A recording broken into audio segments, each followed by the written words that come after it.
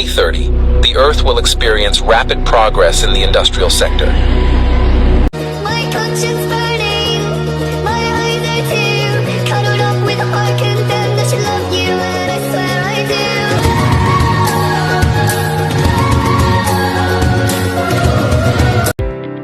Teman-teman, pernahkah kalian merasakan panas yang sangat menyengat akhir-akhir ini? Ya, pasti kita semua merasakannya. Itu semua disebabkan oleh pemanasan global. Fenomena ini terjadi karena efek rumah kaca, di mana gas-gas rumah kaca memerangkap panas matahari di atmosfer bumi. Mari kita membahas pemanasan global lebih lanjut.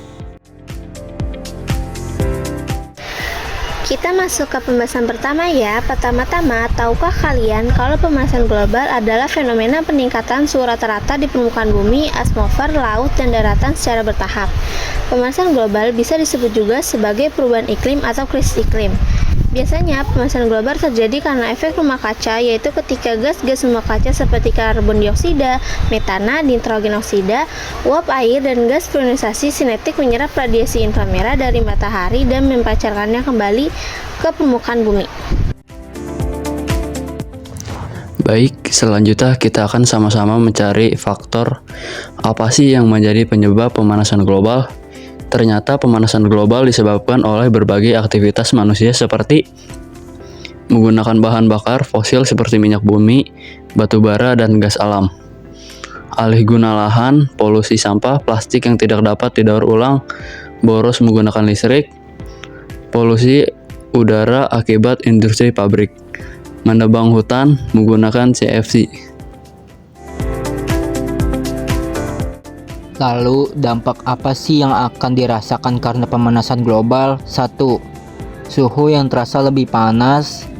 Suhu yang lebih tinggi dapat meningkatkan penyakit yang berhubungan dengan panas dan dapat membuat orang lebih sulit dalam bekerja dan beraktivitas.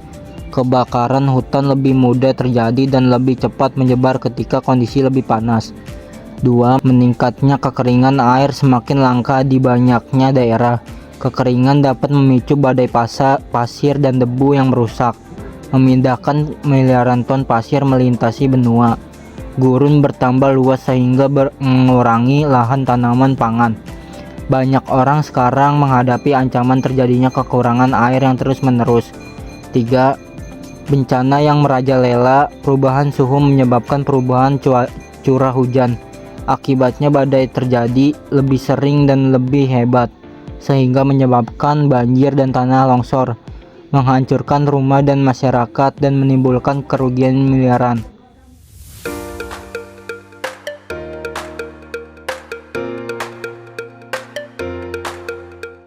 Pemanasan global dapat dicegah dengan cara seperti berikut. Pertama, menanamkan pohon dan melakukan penghijauan lahan dapat mengurangi gas karbon di atmosfer.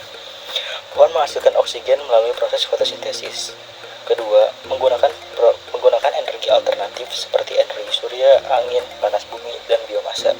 Dapat mengurangi penggunaan bahan bakar fosil yang menghasilkan emisi gas karbon. Ketiga, batasi penggunaan mobil dan sepeda motor untuk jarak jauh. Untuk jarak dekat, gunakan sepeda atau berjalan kaki. Keempat, melakukan reboisasi, karena reboisasi dapat menyerap karbon dioksida dari udara, membangun kembali ekosistem. Terakhir, edukasi masyarakat mengenai pengertian dan dampak pemanasan global agar dapat menanggulanginya. Jadi teman-teman semua sekarang sudah tahu kan kalau pemanasan global adalah masalah serius yang mengancam kehidupan di bumi. Jadi mari kita segera bertindak untuk mengurangi emisi gas rumah kaca dan beradaptasi dengan perubahan iklim yang sudah terjadi. Setiap individu dapat berkontribusi dengan melakukan perubahan kecil dengan gaya hidupnya sehari-hari. Baik, teman-teman, sampailah kita di akhir dari pembahasan materi kali ini.